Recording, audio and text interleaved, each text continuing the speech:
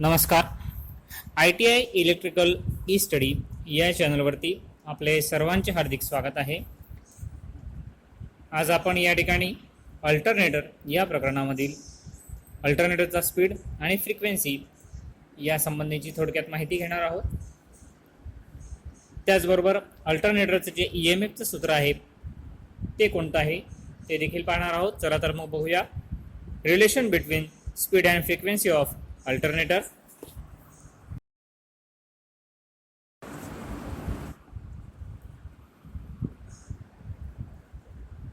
अल्टरनेटरमध्ये ज्यावेळेस रोटर हा चुंबकीय क्षेत्रामध्ये फिरत असतो, म्हणजेच जेव्हा एक कंडक्टर हा N आणि S अशा चुंबकीय क्षेत्रामध्ये NS या एका पोलच्या जोडी हलवून आपला एक फेरा पूर्ण करतो, तेव्हा एक सायकल निर्माण होते. अल्टरनेटरमध्ये जेव्हा एक कंडक्टर हा N आणि S अशा एका पोलच्या जोडी खालून आपला एक फेरा पूर्ण करतो, तेव्हा त्या ठिकाणी एक सायकल निर्माण होत असते.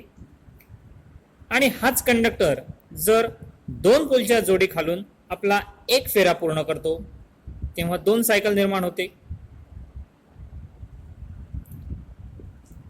जेव्हा हा कंडक्टर NS या एका पोलच्या जोडी खालून एक फेरा पूर्ण करतो, तेव्हा एक सायकल निर्माण होते. आणि हाच कंडक्टर दोन पोलच्या जोडी खालून आपला एक फेरा पूर्ण करतो, तेव्हा त्या ठिकाणी दोन सायकल निर्माण होत असते.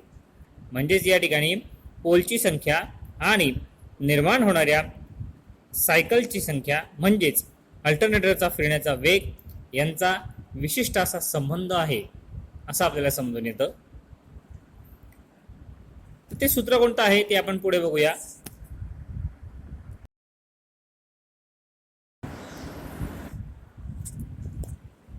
आता या ठिकाणी आपण फ्रिक्वेन्सीचं सूत्र बघणार आहोत.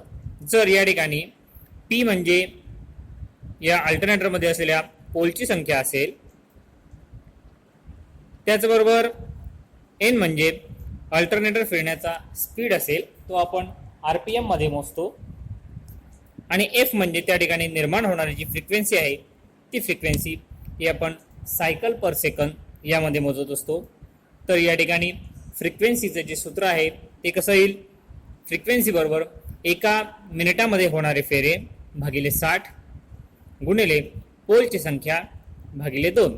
म्हणजेच या ठिकाणी N म्हणजे एका मिनिटातले फेरे, RPM मध्ये P म्हणजे पोलची संख्या भागिले 120 सायकल पर सेकंद. अशा पद्धतीचं सूत्र हे फ्रिक्वेन्सीचं या अल्टरनेटरमध्ये येतं.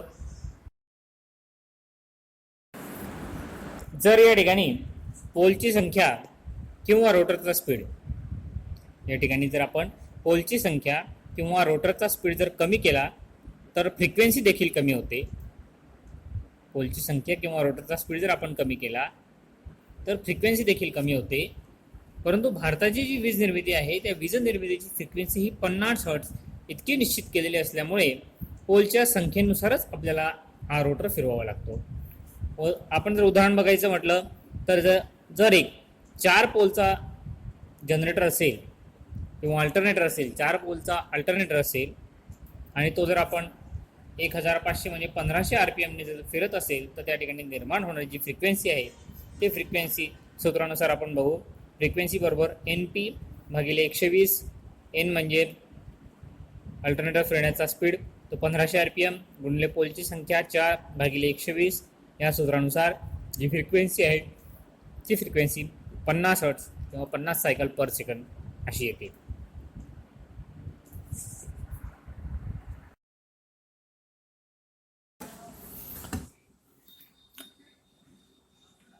आपण या ठिकाणी बघितलं की पोलची संख्या आणि स्पीड याचा कसा संबंध असतो. तर या टेबलमध्ये काही पोलची संख्या आणि त्यांच्या स्पीडच्या ज्या किमती आहेत त्या दिलेल्या आहेत, की जेणेकरून आपली भारताची फ्रिक्वेन्सी जी 50 हर्ट्ज आहे ती 50 हर्ट्ज ही या ठिकाणी येईल. आपल्याला माहिती आहे फ्रिक्वेन्सीचं जे सूत्र आहे एका मिनिटातले फेरे भागिले 60 गुणिले पोल भागिले 2, म्हणून फ्रिक्वेन्सीचं सूत्र आहे NP भागिले 120 सायकल पर सेकंद. तर या ठिकाणी जर 2 पोल अल्टरनेटर असेल तर त्याचा स्पीड 3000 RPM असतो. जर 4 पोलचा असेल पोलची संख्या जर 4 असेल तर त्या ठिकाणी जो स्पीड आहे तो 1500 RPM असतो. पोलची संख्या जर 6 असेल तर त्या ठिकाणी अल्टरनेटरचा स्पीड हा 1000 RPM असतो. 8 पोल असतील तर 750 RPM असतो. 10 पोल असतील तर 600 RPM असतो. त्याचबरोबर 12 पोल जर असतील तर 500 RPM, 14 पोल असतील तर 429 RPM, 16 पोल असतील तर 375 RPM, 18 पोल असतील तर 334 RPM आणि 20 पोलचा अल्टरनेटर जर असेल तर त्या ठिकाणी जो स्पीड आहे तो स्पीड 300 RPM. अशा पद्धतीने हा स्पीड हा पोलच्या संख्येनुसार बदलत असतो. आता आपण बघूया अल्टरनेटरचा EMF कोणत्या सूत्राने माहीत केला जातो. अल्टरनेटरचा जो EMF आहे तो या ठिकाणी जे सूत्र दिलेलं आहे त्याचं सूत्र आपण बघूया. EMF बरोबर 4.44 गुणिले KC गुणिले KD गुणिले फाय गुणिले F गुणिले T. या ठिकाणी KC म्हणजे कोडिंग फॅक्टर, KD म्हणजे डिस्ट्रीब्युशन फॅक्टर, फाय म्हणजे flux in weber, frequency cycle per second आणि turns per phase in coil. या पद्धतीने हे जे सूत्र आहे EMF काढायचं, अल्टरनेटरचा जो EMF आहे ते EMF काढण्याचं सूत्र 4.44 गुणिले कोडिंग फॅक्टर गुणिले डिस्ट्रीब्युशन फॅक्टर गुणिले ज्या वेबर्स आहेत फ्लक्स वेबरमध्ये, त्याचबरोबर गुणिले फ्रिक्वेन्सी सायकल पर सेकंदमध्ये आणि कॉईल प्रति फेज टर्नची संख्या. या सूत्रानुसार जो अल्टरनेटर आहे त्या अल्टरनेटरचं EMF आहे हा EMF या पद्धतीने काढला जातो. आज या ठिकाणी आपण जो अल्टरनेटर म्हणजेच AC जनरेटर जो आहे त्या अल्टरनेटरबद्दल, त्याचबरोबर अल्टरनेटरचं तत्व, अल्टरनेटरचे भाग कोणकोणते आहेत, अल्टरनेटरची कार्यपद्धत कोणती आहे, त्याचबरोबर अल्टरनेटरमध्ये कोणत्या प्रकारचे लॉसेस निर्माण होतात आणि अल्टरनेटरची कार्यक्षमता कशी असते याबद्दल थोडक्यात माहिती घेतली. नमस्कार, धन्यवाद.